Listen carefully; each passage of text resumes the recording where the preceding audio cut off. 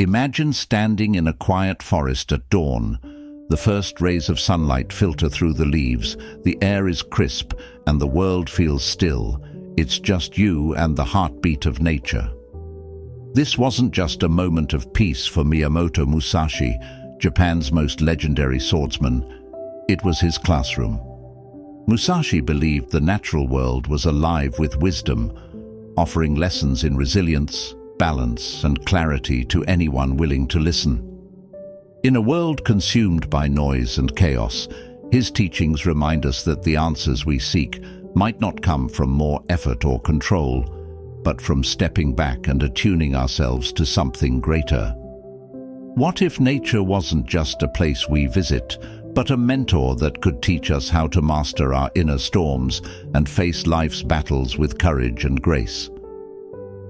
Let's uncover how Musashi's connection to the world around him shaped his philosophy, and what we can learn from it to bring balance, mindfulness, and clarity into our lives. Musashi's life was anything but tranquil. As a wandering ronin, he lived a life filled with brutal duels, relentless training, and philosophical exploration. Yet, despite his martial prowess, Musashi found his greatest teacher not in combat, but in nature itself. Why nature? Because nature operates without ego. The wind doesn't rage against the mountain it cannot move. The river doesn't lament the rocks that block its path. Musashi saw this simplicity as profound wisdom. For him, it wasn't just about mastering a sword, it was about mastering himself. And to do that, he needed to understand the natural rhythms that govern not just the world, but the human spirit. We too are surrounded by nature's lessons, but how often do we pause to see them? In a world driven by schedules, screens, and deadlines, it's easy to lose touch with the harmony that nature embodies.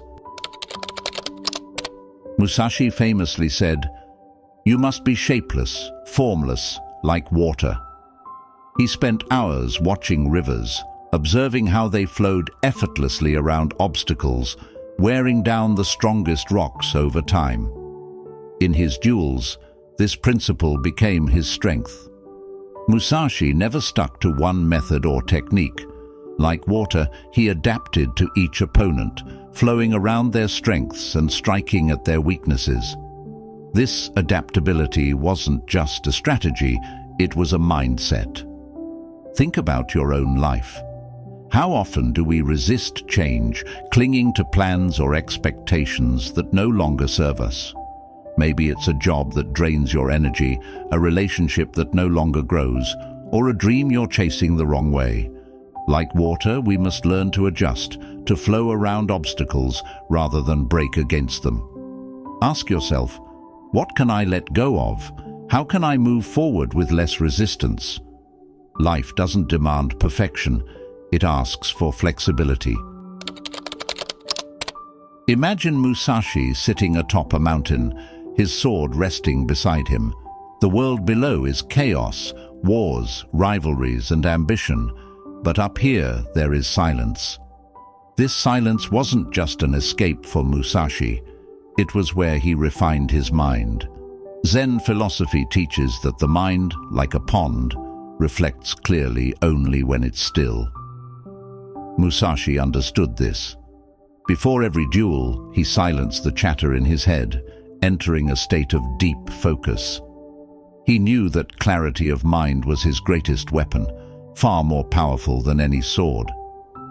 Now think about your own life. How often do we act impulsively, overwhelmed by stress or fear? Maybe it's an argument where anger clouds your judgment or a big decision made in haste. What if instead you paused, like Musashi, and allowed stillness to guide your choices? You don't need a mountaintop for this.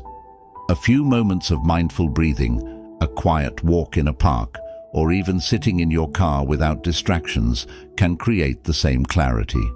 In stillness, we find not just calm, but the strength to act with intention. Musashi's ability to read his environment was legendary. He studied the wind, the shifting shadows, and the subtle movements of his opponents. To him, timing wasn't just important, it was everything. Take his duel with Sasaki Kojiro, where he arrived late on purpose, unsettling his opponent and seizing the psychological advantage.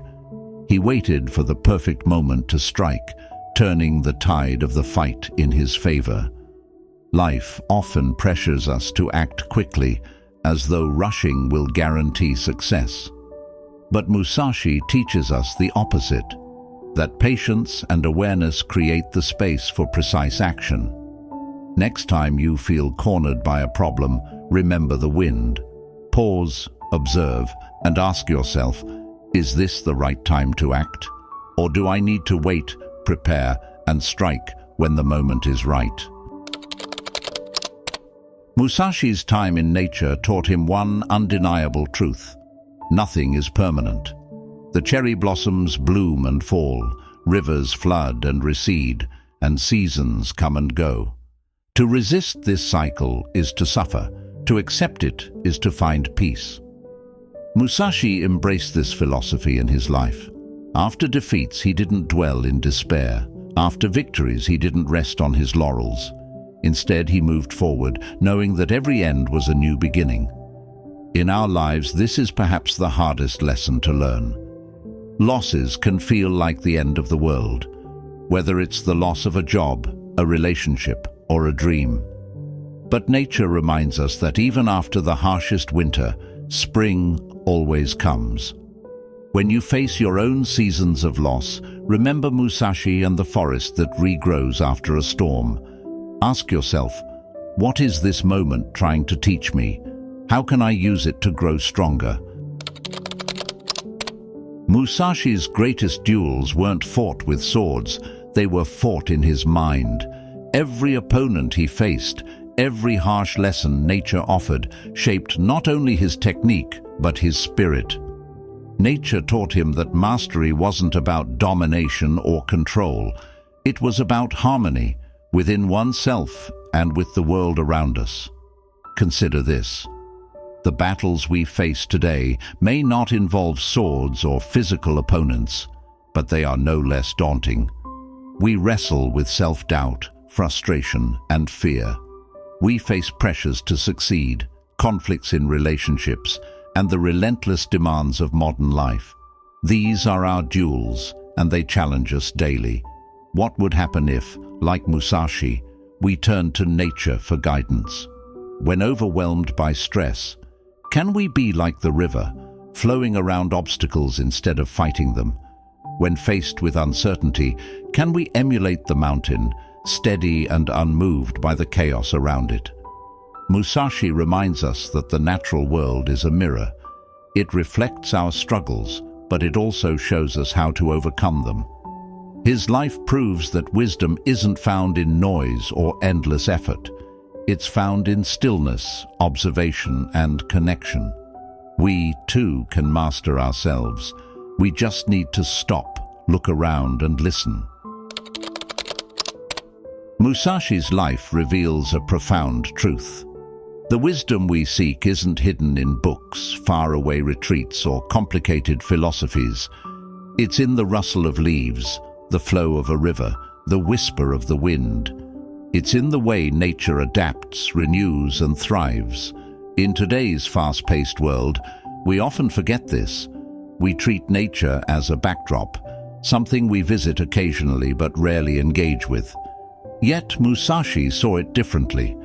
To him, nature was a teacher, a constant presence that shaped his thoughts, actions, and growth. When life feels overwhelming, we can follow his example. Step outside, not just to escape, but to reconnect. Feel the sun on your face, the ground beneath your feet. Pay attention to the quiet lessons nature offers. The resilience of a tree weathering a storm, the patience of a seed waiting to bloom, the quiet strength of a mountain standing tall against the wind. These aren't just poetic ideas, they're practical truths. They remind us that life, like nature, is cyclical. Storms pass, seasons change, and growth comes when we embrace both the beauty and the challenges of our journey. As Musashi said, "Perceive that which cannot be seen with the eye." What is invisible to the eye but clear to the soul? For some, it's the strength to endure. For others, it's the clarity to pause, reflect, and find a better path. What will you perceive today? If this journey into Musashi's world resonated with you, consider making nature a part of your daily practice. Whether it's a quiet walk, sitting by a river, or simply observing the world outside your window, these moments of connection can transform not only how you feel, but how you face life. Finally, if Musashi's story has inspired you, subscribe to Timeless Self-Discovery for more insights from history's greatest minds. Together, let's uncover the timeless lessons that empower us to live with purpose, clarity, and resilience. Life, like nature, is always changing. Don't fear it. Embrace its wisdom and let it guide you forward.